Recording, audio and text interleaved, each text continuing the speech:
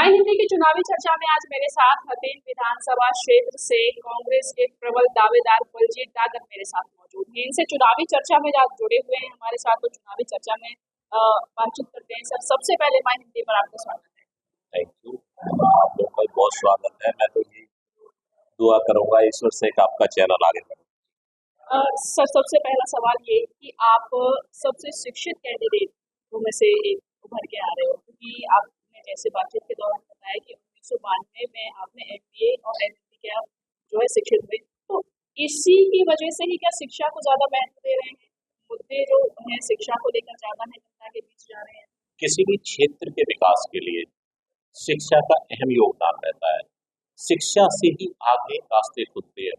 शिक्षा से चाहे रोजगार की तरफ जाए, चाहे बिजनेस की तरफ जाए, क्या उसके अधिकार क्या है सरकार से, क्या क्या सरकार जवाबदेही है उसके लिए, वो तभी पता होता है जब शिक्षित होता है।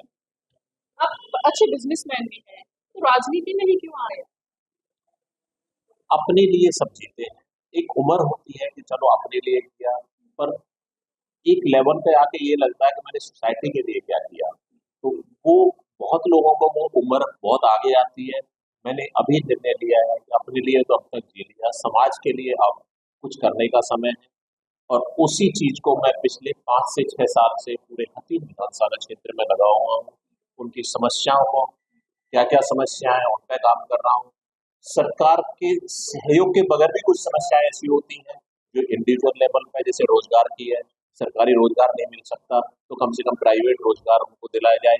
उस मुहिम को मैं पिछले लगभग 10 साल से हथीन और आसपास के क्षेत्र में चला रहा हूँ।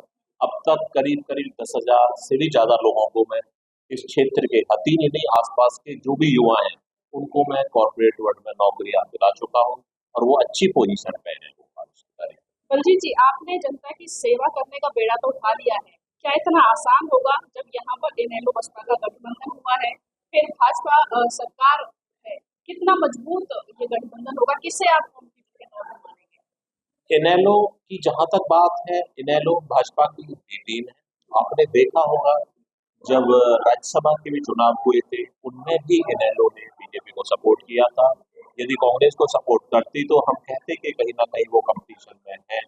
वो तो बीजेपी की बी टीम है और बीजेपी के ही इशारे पर बीएसपी ने इनका गठबंधन किया है। ये वोट कार्ड पार्टी है, जनता समझ चुकी है। पूरे क्षेत्र में इस चीज का हर जगह जिक्र है कि इस बार वोट कार्ड पार्टी को बिल्कुल भी एंटरटेन जनता नहीं करेगी। जनता मुद्दों के साथ जाएगी। मुद्दों के साथ हम कांग्रेस की लड़ाई लड़ रहे हैं। उन्हें पता है कि कांग्रेस ही है जो इस क्षेत्र का विकास कर सकती है। पीछे भी आप जब इतिहास देखें तो यहाँ से हथीन की, मैं कहूँगा ये बदकिस्मती भी रही है कि यहाँ से रूलिंग पार्टी के एमएलए को नहीं जिता पाए। और जब रूलिंग पार्टी का एमएलए नहीं होता तो उसकी मजबूरियां होती है, वो काम नहीं कर पाता।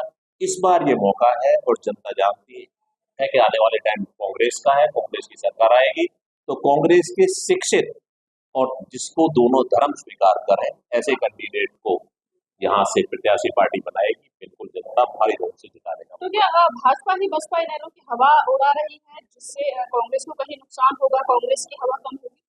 ऐसा कुछ नहीं है, उनकी कहीं हवा ही नहीं है। आपने लोकसभा के इलेक्शन में देखा होगा उनका क्या दुर्दशा रही है, कितने परसेंट वोट सिक्योर कर पाए। उससे भी बदतर इस विधानसभा में उनकी हवा निकल चुकी है। ये तो जीरो और जीरो को मिला देते हैं तो वो जीरो ही रहता है, 0+0 तो 0+0 है।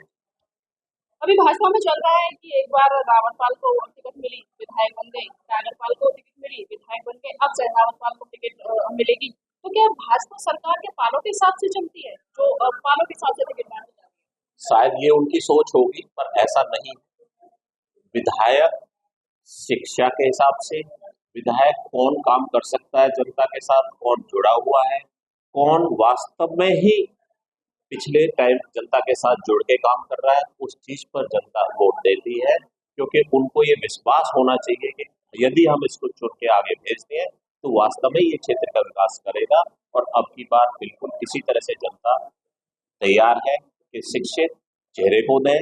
बहुतों को अजमा लिया, अब की बार किसी नए चेहरे को कांग्रेस पार्टी, बिल्कुल मैं तो उम्मीद करूंगा कि ये सर्वे करा के जरूर आएगा कि कांग्रेस में कोई युवा और नया चेहरा आए जो कुछ हटके काम करके दिखाए, ताकि हथीन का जो दुर्दशा हो रही है बहुत टाइम से, उसमें कुछ सुधार हो। चलिए, जनता की मांग पर आप चुनावी मैदान में उतर तो गए हैं। टिकट मिलेगी नहीं मिलेगी वो बात की बात है, लेकिन टिकट अगर नहीं मिलती है तो बगावत होगी या कैंडिडेट के साथ मिलकर ही काम होगा? नहीं, बगावत बिल्कुल नहीं करेंगे हम, पार्टी के सच्चे सिपाही हैं। पार्टी जिसमें भी आस्था दिखाएगी, बस यही दरखास्त है कि आस्था ऐसे कैंडिडेट में, किसी पैराशूट से उतरे हुए में या ऐसे कैंडिडेट में ना दिखाए जिसका पास्ट का रिकॉर्ड अच्छा नहीं हो, क्योंकि बहुत कैंडिडेट ऐसे हैं जिनका पास्ट का रिकॉर्ड बिल्कुल अच्छा नहीं है। अच्छे रिकॉर्ड वाले को, एक सच्चे कैंडिडेट को, हितैषी कैंडिडेट को, स्वच्छ छवि के कैंडिडेट को, ईमानदार कैंडिडेट को, शिक्षित कैंडिडेट को पार्टी मौका दे और उसको हम तन मन और धन से उसका साथ दें। आखिरी सवाल, क्या मुद्दे रहेंगे जिन मुद्दों को लेकर आप जनता के बीच जा रहे हैं, चुनाव लड़ने के इच्छुक हैं? हर क्षेत्र के अलग मुद्दे होते हैं, कहीं विकास के मुद्दे होते हैं, लेकिन खतीब की बदकिस्मती, मैं कहूँगा हमारे क्षेत्र की ये बदकिस्मती है कि यहाँ मूलभूत समस्याएं, मूलभूत सुविधाएं जो हर नागरिक का अधिकार है उसको मिलनी ही चाहिए। यहाँ तो पहले मूलभूत समस्याओं को हमें दूर करना, मूलभूत सुविधाओं को उनको प्रोवाइड कराना है, चाहे वो पानी की समस्या हो, चाहे वो बिजली की समस्या हो, चाहे वो रोजगार की समस्या हो, चाहे आप देख रहे हो मेडिकल की समस्या हो, आसपास कोई भी बड़ा हॉस्पिटल नहीं है, कोई अनहोनी हो जाती है तो दिल्ली जाते जाते तो बहुत देर हो जा चुकी होती है।